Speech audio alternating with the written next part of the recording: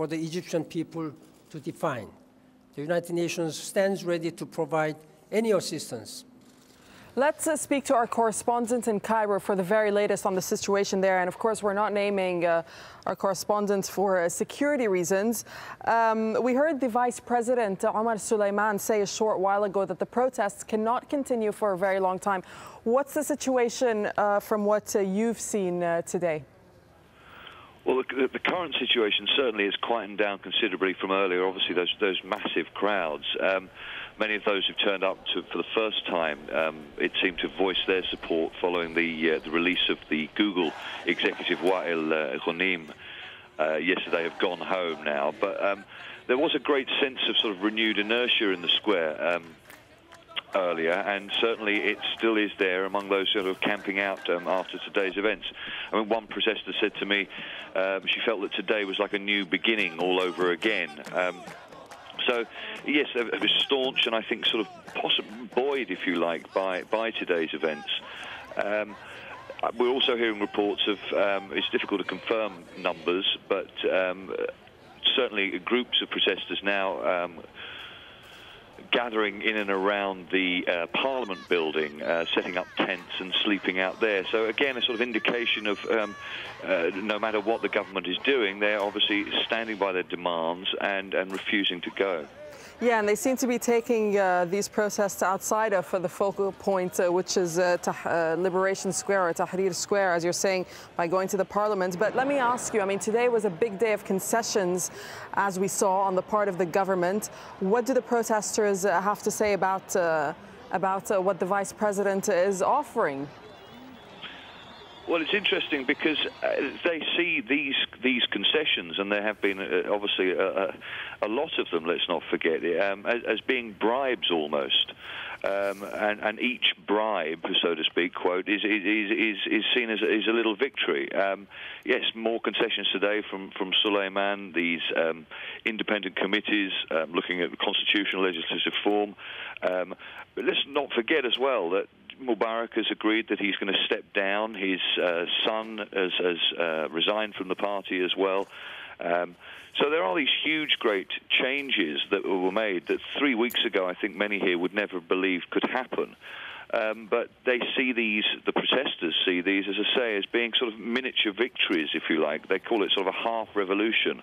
And for every step the government makes, certainly up until now, they've almost sort of upped the ante. I mean, if today is anything to go by, then you know, it means nothing to them. They're sticking to their guns and are not going to move on from them. All right. Thank you very much for that update. Well, as our reporter was just saying, if President Hosni Mubarak's government was hoping that the protests were losing momentum, they were proved wrong on Tuesday. And as Jackie Rowland reports from Cairo, many newcomers are swelling the ranks of the pro-democracy movement. The youth of Egypt is leading this revolution, and the protesters are getting younger by the day. The slogans are well known by now. The people want Mubarak to leave. But it never hurts to have a memory jogger. The protesters want democracy, and they've already achieved it in the square. Everyone has a voice. Mubarak is still in power, but the mood is one of euphoria. The people are celebrating their newfound freedom to speak their minds. It's my first day to come out here. I'm so overwhelmed that finally I have like a chance to speak up my right, to stand for all the people who died. In Egypt we have 7,000 years of civilization, and we are the same, and we go back, not go forward, not forward. Demonstrations are now breaking out in different parts of Cairo. Thousands of people went to the Parliament building to make their voices heard. If the politicians won't hear their message, they'll take the message to the politicians. But Tahrir Square remains the epicenter, and people continue to come in their hundreds of thousands. Not one demonstration, but many. Everyone has their own way to protest, in words, in pictures, in song. But the message is always the same.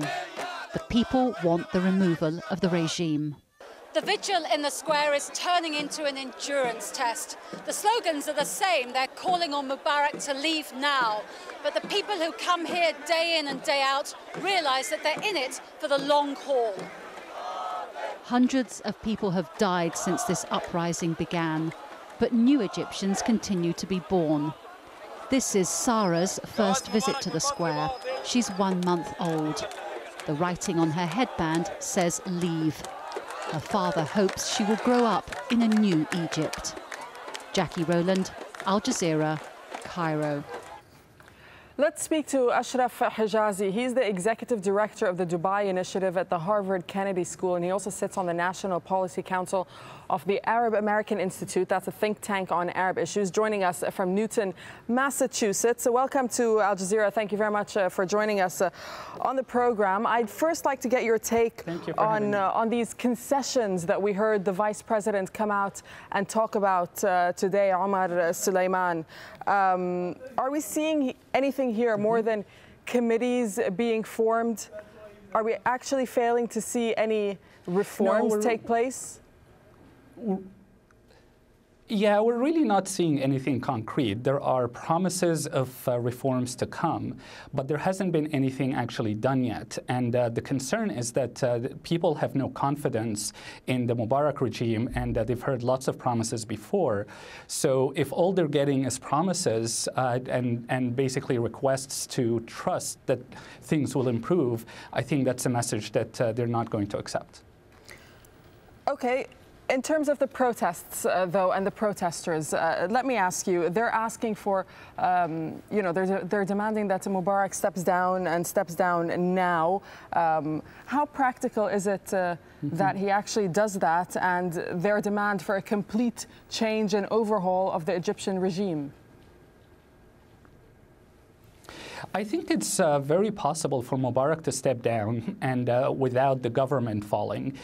He can transfer his powers to the vice president, and the vice president can work with representatives of the protesters and of the opposition, and together they can create a transitional government, unity government, that can then work on both legal changes to the constitution and establishing democratic processes in preparation for the upcoming elections. How much do opposition groups have to prove at this point, Mr. Hijazi? I mean, they've definitely incited the energy, they've spread the energy among, not only in Cairo, but all across Egypt. But now they have to meet the challenge of coming up with coherent policies and credible candidates for September, right? That's exactly right. I think the vast majority of the protesters are these youth who are still leading the demonstrations. They are occupying Liberation Square, and they will continue to do that. But it is time for them to evolve their message, and rather than simply calling for Mubarak's ouster and saying this is what we don't want, I think they need to start giving the people a vision for what they do want, what the future of Egypt can look like, both in the medium and long term, not simply here's what we want to happen immediately. And that's what will gain them more support from the people and really remove any of the arguments that the regime is making about the need for stability and suggesting that the protesters are just are young people and don't really represent everyone and would not be able to manage a transition process. All right, Ashraf Hijazi talking to us there from Massachusetts. Thank you. Thank you.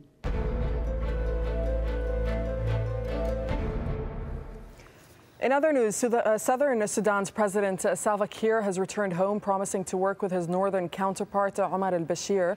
On Monday, the final results of the country's landmark referendum showed that the South had voted overwhelmingly for secession from the North. Haru Matassa reports from Juba. Salva Kiir returned to Southern Sudan with an enormous challenge. The region's president gets a warm welcome from people who voted overwhelmingly for secession in last month's referendum. After months of political wrangling, he promised to reward President Omar al-Bashir for letting the South go peacefully. We will work together to help Sudan regain its pride. We will assist in persuading the world to remove sanctions from Sudan. We will appeal together for the removal of the Sudan name from the countries that are in the list of terrorist countries. President Kiir also promised to work with the Khartoum government to end the conflict in Darfur. It seems all is on track for Independence Day on the 9th of July. People here are still savoring this historic moment, but voting for secession was the easy part. Setting up a government capable of standing on its own feet is one of many challenges. After independence, an interim government will be installed, a new constitution written, and eventually